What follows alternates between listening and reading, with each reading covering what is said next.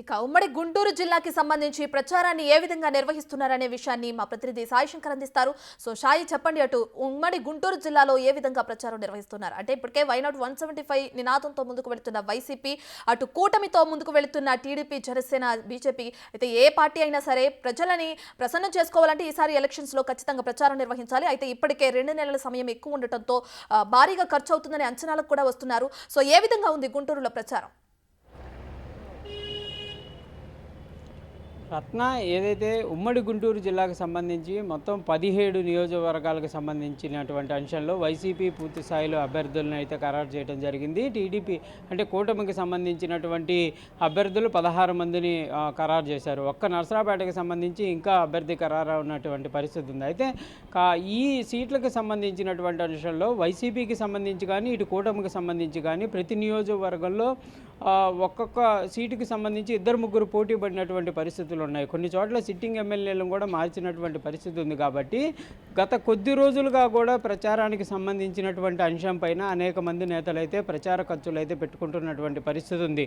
ప్రధానంగా గుంటూరు జిల్లాకి సంబంధించినటువంటి అంశాలను చూస్తే ఫ్లెక్సీలకు సంబంధించినటువంటి ఏర్పాట్లు అనేది చాలా అద్భుతంగా చేశారనే విధంగా చెప్పుకోవచ్చు. ఇటు టీడీపీకి సంబంధించి కానీ, జనసేనకు సంబంధించి కానీ, బీజేపీకి సంబంధించి కానీ, లేకపోతే అటు వైసీపీకి సంబంధించినటువంటి అభ్యర్థులు పెద్ద సంఖ్యలో కూడా ఫ్లెక్సీలు ఏర్పాట్లు చేసుకోవటం, భారీగా ప్రచారాలు చేసుకోవటం, భారీ బహిరంగ సభలు నిర్వహించినటువంటి పరిస్థితులు అయితే ఉమ్మడి గుంటూరు జిల్లాలో ఉన్నటువంటి పరిస్థితి ఉంది. టీడీపీకి సంబంధించి కూడా 3 ముఖ్యమైనటువంటి సభల్ని ఉమ్మడి గుంటూరు జిల్లాలో ఏర్పాట్లు చేసినటువంటి పరిస్థితి ఉంది. అయితే మొత్తంగా చూస్తే మాత్రం గత కొద్ది రోజులుగా తమకు సంబంధించి సీట్లు తమకే రావాలనే విధంగా కూడా అభ్యర్థులు అయితే ఇప్పటికే భారీ ఎత్తున కూడా ఖర్చులు పెట్టుకోవడం జరిగింది. ప్రచారానికి సంబంధించి కానీ, లేకపోతే కార్యకర్తల్ని ఆకట్టుకోవడానికి కానీ, లేకపోతే తమకే సీటు రావడానికి అధినేతల దృష్టిలో పట్టడానికి కానీ అనేక విధాలుగా చూసినప్పటికీ కూడా భారీగా అయితే ఖర్చులు అయితే వాళ్ళు పెట్టినటువంటి పరిస్థితులు అయితే ఉన్నటువంటి సిచ్యువేషన్ ఉంది. ప్రస్తుతం అభ్యర్థులు ఖరారయ్యారు, ఎన్నికల నోటిఫికేషన్ కూడా ఎదురు చూస్తున్నటువంటి పరిస్థితి ఉంది. కాబట్టి ప్రస్తుతం అయితే అభ్యర్థులు ఖరారైనటువంటి నేపథ్యంలో నియోజకవర్గాల్లో వాళ్ళ ప్రచారం అయితే జోరుగా సాగుతున్నటువంటి పరిస్థితి ఉంది. కొన్ని నియోజకవర్గాల్లో ఇప్పటికే 2-3 సార్లు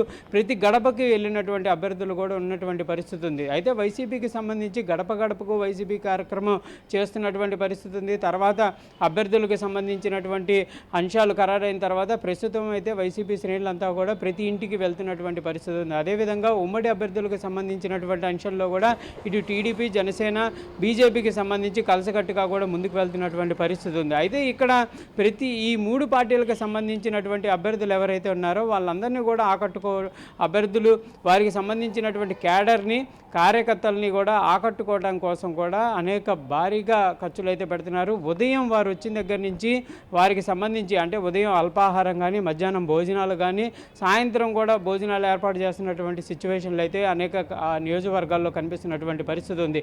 ఇప్పటి వరకు ఖర్చు పెట్టింది ఒక ఎత్తు అయితే ఇక నుంచి ఖర్చు పెట్టాల్సిన దానిపైన కూడా అభ్యర్థులు అయితే ఆందోళన కనిపిస్తున్నటువంటి పరిస్థితి అయితే క్లియర్గా ఉంది. ఎందుకంటే భారీ సంఖ్యలో ఖర్చు అవ్వబోతుంది.